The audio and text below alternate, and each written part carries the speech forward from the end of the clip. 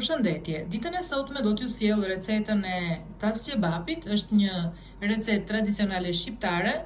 E themi tradicionale shqiptare sepse po të shohim edhe në të gjitha restorantet në gjithë Shqipërinë, po të kërkojmë një tas qebap, një gatim të tillë, nuk besoj që mund të na refuzojnë. Domethënë, ky gatim në të gjitha restorantet tradicionale gatuhet. Është shumë i shijshëm, është shumë i thjeshtë për t'u përgatitur, nuk kërkon shumë përbërës, por e veçanta e kësaj recete që e bën me të vërtetë veçantë është mishi. Patjetër që duhet të jetë një mish i një cilësie të mirë, mish viçi, të jetë tul. Për këtë recetë sot un kam përzgjedhur mishin 1 kg. Kemi këtu gati 300 grame domate. Këto janë domate shumë të mira. Ne do t'i grim në rende. Për këtë recetë do të na duhen gjithashtu dhe 2 kokra qep, do të na duhet vaj ullirit. Këtu kemi piper të zi dhe piper të kuq, sipas dëshirës, gjithashtu dhe kripa. Këta pak përbërës janë për këtë recetë që me të vërtetë ajo fjala neps është këtu në këtë recetë më e duhura, sepse ti kur gatuan përhapet në shtëpi një aromë fantastike, edhe me njëherë të hidhet nepsi për të marrë një fet buka dhe ta ngjysh atje te pjata. Është fantastike. Ne do ta përgatisim sot. Shpresoj që t'ju pëlqej. Fillimisht do të presim mishin në copa të vogla, pasi e kemi fshirë mirë me një pecet, me një letër kuzhine apo një pecet kuzhine, që të mos ketë asnjë, domethënë mos të ketë lëng, mos të ketë ujërat e tija, t'ja kemi përthar mirë. Do ta presim në pjesë të vogla dhe në vaj të nxehtë do ta skuqim që të krijojë një ngjyrë të skuqur apo të ketë marrë një ngjyrë skuqe në sipërfaqen e tij. Pasi mishin e kemi prerë në pjesë të vogla, tani kemi ndarë në mes domatet dhe do t'i grim imët. E mira është t'i grim në rende.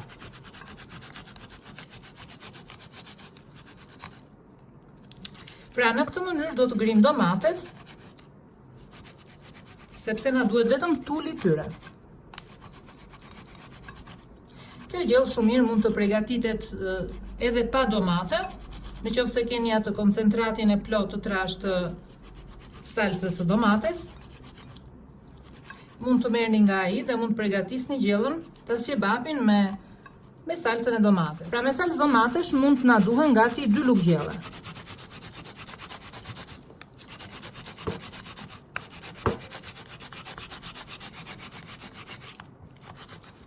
Pasi kemi përfunduar edhe domatet, do vazhdoj me qepën. Edhe qepët i kemi pastruar, i kemi ndarë në mes dhe do t'i grim imët.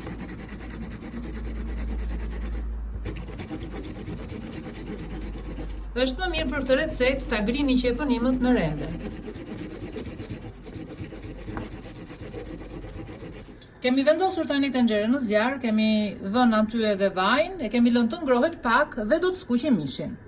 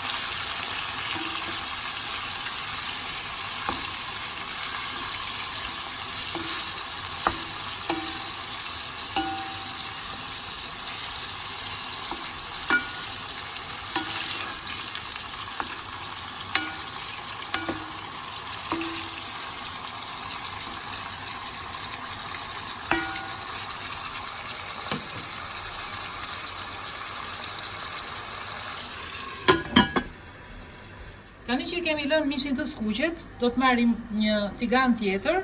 Këtu do të hedhim vaj, gati 3 lugë gjelle. Do të shtojmë domatet. Dhe siç thash pak më lart, kjo gjellë mund të përgatitet shumë lehtë dhe është e shijshme shumë me salcë domatesh, ajo që është koncentrat, bëhet shumë e mirë me atë. Por unë po ju tregoj sot pjesën tjetër, domethënë me domate, sepse në këtë mënyrë ka pak vështirësi, por që bëhet shumë e shijshme edhe në këtë mënyrë. Domatet i kemi grirë në rende dhe tani i kemi shtuar në tigan, do t'i karodisim mirë këtu për aq kohë sa të mos ngelet asnjë pikë ujë, vetëm të skuqe në vaj.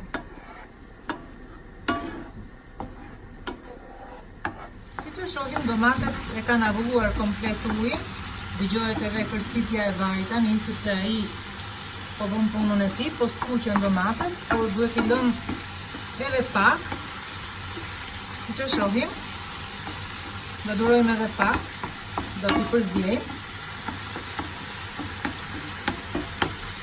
Është e rëndësishme ky proces tani që po bëj unë, dhe ndikon tek shija e gjellës. Ja pra, si që shohim, domatet janë fare. Në këto momente do të shtojmë këtu në tigan shumë pak ujë. Një gjysmë tigani kafeje. Do t'i lëmë përsëri të marrin vaj derisa ta avullojmë.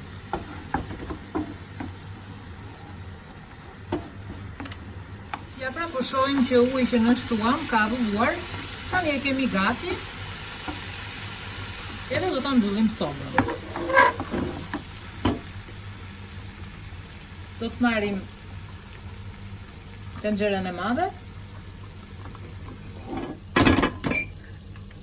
e afrojmë këtu, edhe skuqen e mishit e kemi përfunduar, dhe salsën e përgatitur të domateve do ta shtojmë në tenxhere. Gjatë kohës që përgatisim salsën e domates, edhe mishi skuqej. Ja pra, përfundoi dhe kjo. Tani do të lajmë tiganin dhe këtu do të kaurdisim qepën. Kemi vendosur tiganin në zjarr sërish, këtu kemi shtuar 2-3 lugë me vaj. Ju do të thoni pse ka shumë vaj, por kjo gjellë e kërkon vajin edhe bëhet më shishme prej tij. Këto janë gatime tradicionale dhe duhet ta ruajmë recetën. Shtojmë qepën, të cilën e kemi grirë në rende, dhe do ta përzjejmë her pas here derisa të ndryshojë ngjyrë, derisa të zverdhet. Edhe t'i avullojmë këto lëngjet që ka qepa vet. Ja, si që shohim, ngjyra e qepës ka ndryshuar, është zverdhur pak. Ne po vazhdojmë ta përzjejmë. Tani e shohim që nuk ka më lëngjet e veta, kanë avulluar. Nga ajo që po vazhdojmë po e përzjejmë dhe gjithmonë në temperaturë jo shumë të lartë. Pra në këtë mënyrë do ta lëmë edhe për pak, duke e përzjer, dhe pastaj kemi gati. Zakonisht kur ne përgatisim tas kebab, nuk duhet të përdorim shumë qep, sepse për ndryshe ne do ta quajmë atëre gjellën jani me qep. E në këtë rast, domethënë në këto përmasa që kam dhënë unë, nuk është e duhur më shumë se 1 kokër e gjysmë apo 2 kokra. Kaq do mjaftonin për të përgatitur gjellën që duam, tas kebabin që duam. Që t'ja nxjerrim shijen e duhur dhe ta bëjmë sa më të shishme gjellën. Ja pra, siç e shohim, e kemi gati tani, e kemi dhënë skuqjen e duhur. Unë do të shtoj këtu pak ujë, gati 1 gotë. Do e përzjejmë sa të marri pak vaj, edhe këtë mas do ta shtojmë tek tenxheria ku kemi vendosur tani edhe salsën edhe mishin e skuqur. Sa të marri pak vaj dhe më pas e shtojmë në tenxhere.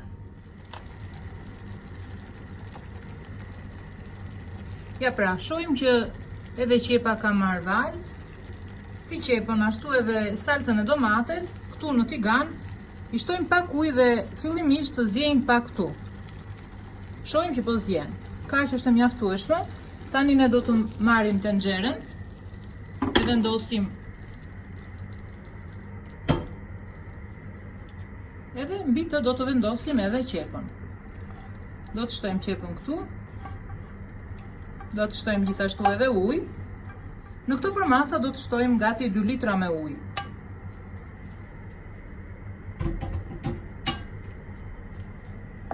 Dhe do t'i lëmë të zjenjë për gati 30 minuta, derisa të ngelen në lëngun e vet, në lyrën e vet. Po ta shohim tani, ja pak a shumë kështu do të na ngelet. Po do ta mbushim njëherë fillimisht me ujë plot. Dhe do ta lëmë të zjenjë, jo në temperaturë të lartë, por në temperaturë të ulët. Mund të shtojmë ujë të vakët ose të ngrohtë sipas dëshirës.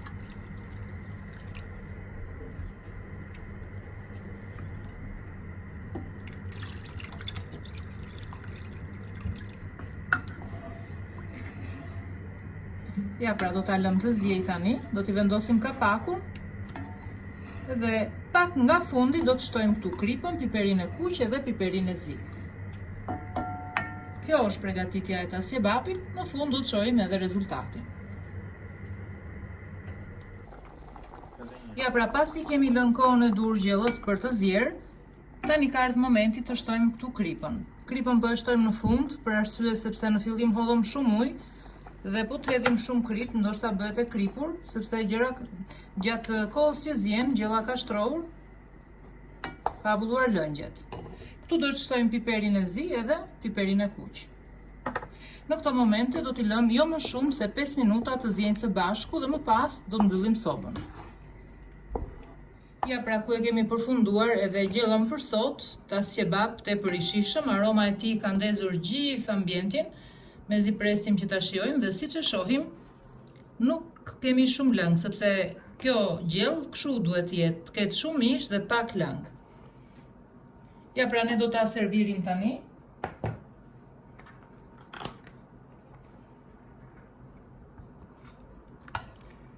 Kjo serviret me shumë mish dhe me pak lëng.